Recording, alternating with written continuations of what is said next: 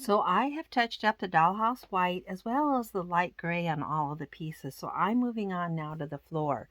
This living room looks really good. I don't think I'll do a thing there, but the kitchen's got a series of real light scratches, some white scratches on there. So we're going to use one technique on those. And if that doesn't work, we'll move to a different technique where we'll mix up some paint. But I'm going to try to use, I've got a marker that's sort of this color, and I'm going to try to fill those white scratches in with the marker and then blend it with my finger and see how that looks. I actually have tried this on one scratch already. I thought it looked pretty good. So let's try it on a few more of these and see how it goes.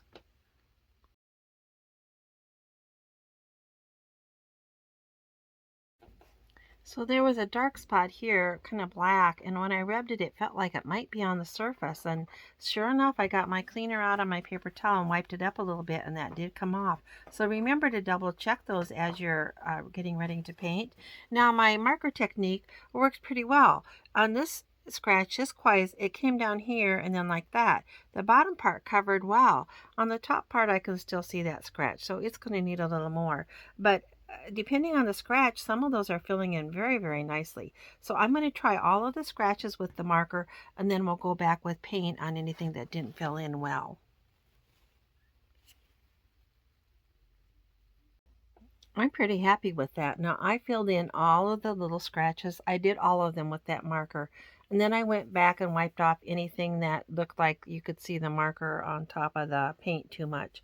And I've left with very few little scratches here and here, up here. So I'm going to mix some paint up and see if I can fill those little bit bigger scratches in. Now this is a really bright blue paint. I'm just not sure what I've got in my box that's that bright blue, but we'll see what we've got and we'll give it a try. I've got two possibilities. This is called ultramarine in the tube, and then this has been kind of my go-to teal color, but it's just, this is I think just too teal, too light to go with that. So I'm going to try a combination of these two and see if I can get close to that bright blue. So I tried both of these, just a little dot. This is that dark blue, and it's just almost a black. When I put it right here in the middle, you can see it's just too dark, just too dark. And when I put the other one in, it's pretty close. So I am going to try to darken this teal up. See, it's a little light, but remember it'll dry a little darker. I think it needs to be a teeny bit darker than that. So I'm just going to put a little of that dark blue in. I've got both of those on my palette. A little tiny dot of that real dark blue, and then this part that's starting to run is that teal. Let's see how close I can get. I dug into my paint box and I found another blue to try because I wasn't very comfortable with the match I was getting. And I think I'm okay now with this color. It's just really close, and I've done this scratch right here. So the other thing I've done is I have taped off these scratches with a little bit of masking tape on each side so that I can isolate that paint right to that area. Then when it's dried a little bit, I'll pull that tape off and see how those scratches look. Here's another one here. The scratches, see that white line between those tapes? Well, let's fill that in with that blue that I've mixed up. And then we'll pull that tape off, see how it looks.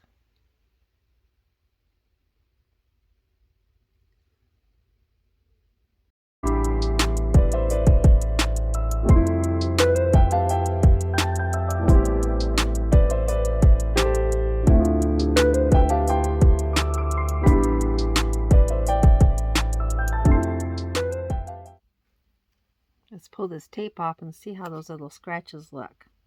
I have a feeling that filling those in with that little bit of dark, that blue that's just so slightly off, I think that has worked pretty well. Let's try down here.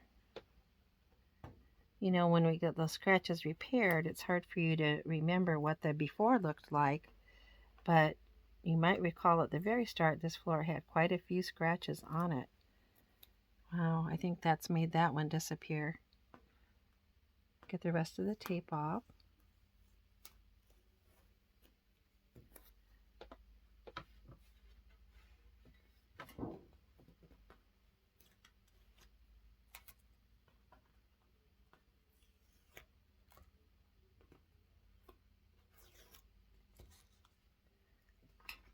Looks pretty good. The worst one is still right here, so I might give that another coat.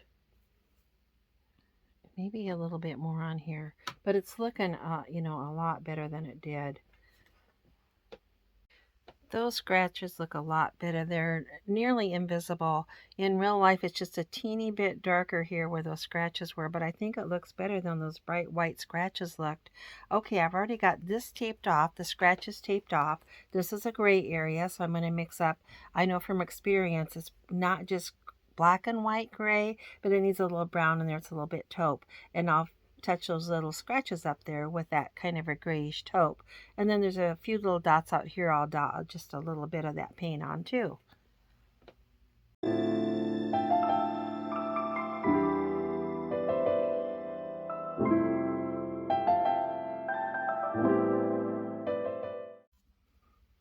I feel like that went pretty well. Let's pull the tape off and just take a look and see how those scratches look.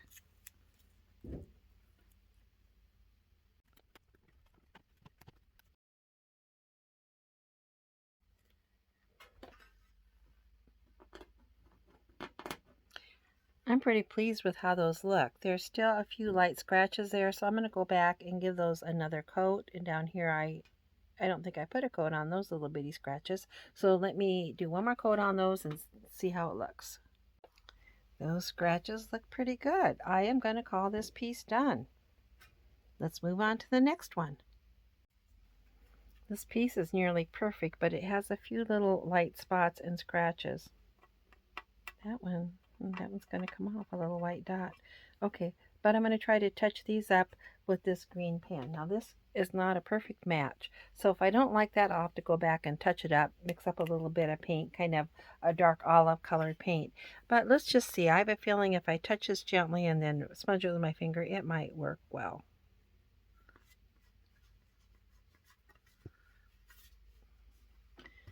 It does. It looks really good. So I'm going to do that on all these little dots on here.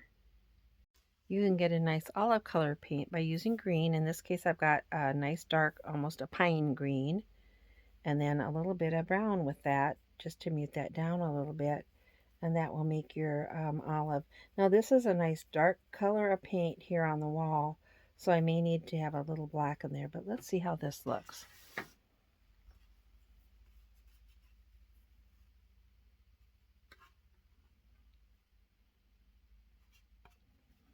Not bad, and since it dries a little darker, we're going to do the first coat with this, and then if it needs to be a little darker, I'll put a tad of black in there.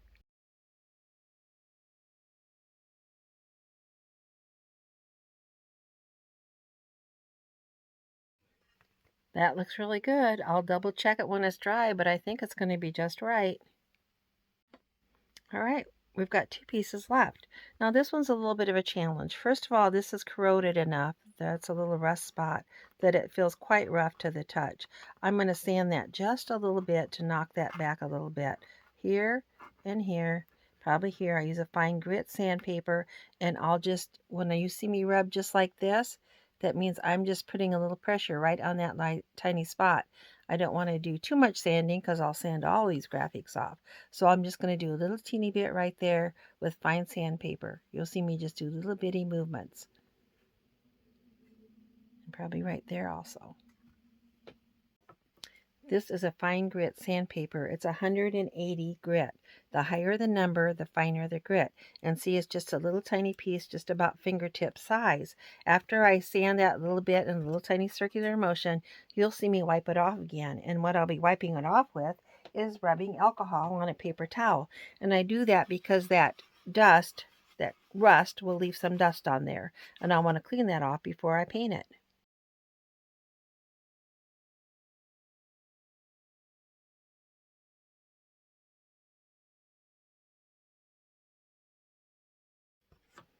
All right, let's touch up this paint.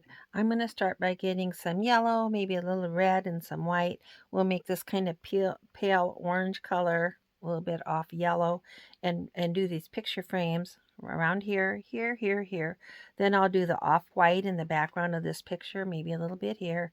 And then I'll do some orange and fill in a flower and try to mimic what that flower would have looked like.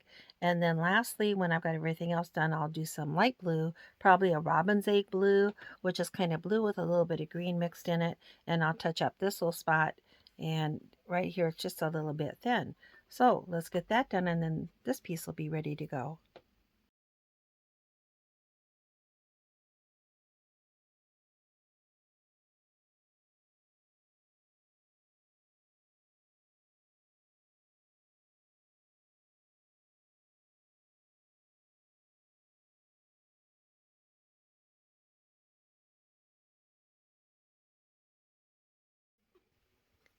I'm pretty happy with the color of those frames. It wasn't quite orange and it wasn't quite yellow. I had to mute that down with a little bit of brown to get that right shade. Let me fill in the cream color inside this frame and we'll see it's going to look a lot better. Let's do a progress check. I painted a little bit of a gray line over here to be a shadow, just like you see down here. I still need to color correct this to a light blue. Out here to up here, this will need to be a light blue right in there. I've done a little bit of shadow line in here, and I've got to paint this flower here. It's kind of a coral colored flower. Let's get that done and see how it looks. Let's do a quick update. I've worked on that flower and on that frame and tried to recolor that blue a little bit. This is getting close to done. I think the next thing I'm going to do is take a brown marker and draw some frame lines like you see around here.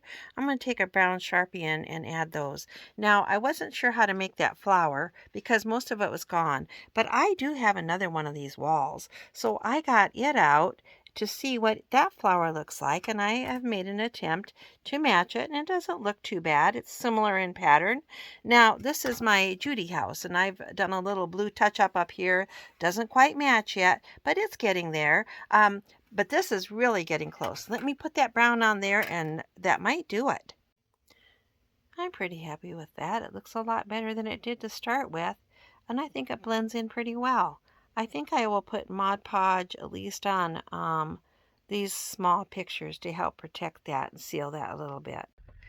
When I do a small area of Mod Podge, I will commonly just take a little bit of my Mod Podge, like put it here in the lid or another small container, and then I'm going to dilute that down a little bit with rubbing alcohol, which will help that to kind of avoid brush strokes a little bit. So I'm just going to give it a squirt from my rubbing alcohol, then I'll mix that up, then I'm going to brush that on. This goes on white, kind of like a glue, then it will dry clear with a little bit of a gloss to it. I like to keep my Mod Podge to an area either that I don't mind having texture or with a boundary such as these pictures. To make these 4 pictures match, I'm going to do all 4 of these with Mod Podge. Let's take a final look at this wall. I think it's done. Here is the one that I have that was similar to it, and here's the one that I repainted or recreated this little picture right here, as well as I did some touch-ups on the rest of that. Looks really, really good. Got one more piece to touch up. The Disney bedroom floor, there's a little spot here. It didn't want to wash off. We'll put a little yellow paint. There's a couple of other little spots could use just a little bit of yellow paint on them. Not too bad. It's really in good condition, but we'll go ahead and make it nice because I will definitely be photographing this wall for other people to use. This has got a tiny scratch. I don't know. I may try to do something with that. There's a scratch on here, a very faint one. I think I'll use that marker technique. And then over here, apparently this has been kind of wet and that paint is wanting to scale off a little bit. It wouldn't take much to scrape it. So I'm going to do a little touch up. There's a little bit of missing paint on those patio blocks just here on the front. Up here is good. So we'll go ahead and get those fixed up too. Quick update. I used my marker technique over here. I had a marker that was similar to that color and filled in that little scratch. It looks good. Then on this scratch I taped it off with the masking tape and I filled that in with gray paint. Let's pull that tape off and just see how close it came to looking right.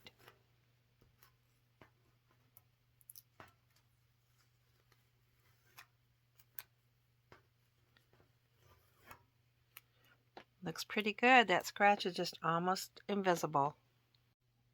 I'm feeling pretty good about that. I got a good color match. Now that bigger dark spot was here, and I did try washing that again, and it did get a little lighter. In fact, it almost got lighter yellow than the background, which then was easier to cover. But the rest of those few little spots, I just tapped my little yellow brush on there and filled them in, and honestly, it's just nearly perfect now. It looks really good. Only thing left to do is down here on the end, fill in these little squares, redo these tiles on here, especially where the paint's missing. Since I've got some yellow mixed up, I'm going to start putting a little of that yellow on these spots that just need a little paint. Now the color's not quite right, so again I'll do one coat, then I'll go back and I'll color correct it with a little bit of a better match once that gets dried. But we might as well get one coat on there and get that metal started to be covered. This is going really well. I've done the yellow and the brown and that slightly almost an orangey yellow, and this is kind of a muted mauve or pinkish color. And I'm working on the green now, but I've got a couple of things I want to share with you. First of all, there's some little tiny pieces of missing paint that I just touched my brush to, and I heard somebody call those flea bites, and I think that's a good word for it. So anytime you've got those little tiny spots that look like they're missing paint, go ahead and touch those up. The other thing is these colors don't have to match exactly, especially on these bricks, because the for instance, this is the original color, and you can see how it's light and dark. Well, this is also original, light green and dark green. So the original has some variations in it. So I'm not too concerned if my repaint's got some variation in it also. The other thing I want to point out is when you're mixing these colors for these vintage dollhouses, brown is your friend. A lot of times the colors are a little too bright out of your paint bottle, and if you can mute them down a little bit with brown, it gives them that vintage look. So here, for instance, I've got that green, just a little too green. I'm going to add maybe just a little bit of white or cream and a little bit of brown to mute that down. But those are just my final. I'm going to do this spot and these little greens, and then this is going to be done. I'm going to call that done. That looks so much better. And that was pretty easy to do and fast to do. And I like to remind you, it's not that I'm that talented, it's that it's just really not all that hard to do. You don't have to be a perfectionist by any means, but those front looks just so much better. Now, if you turn this sideways, you'll see they're not quite as shiny there because this acrylic paint isn't shiny. But the next thing I'll do is polish this up. And honestly, on the end product that does not show, it'll look just wonderful.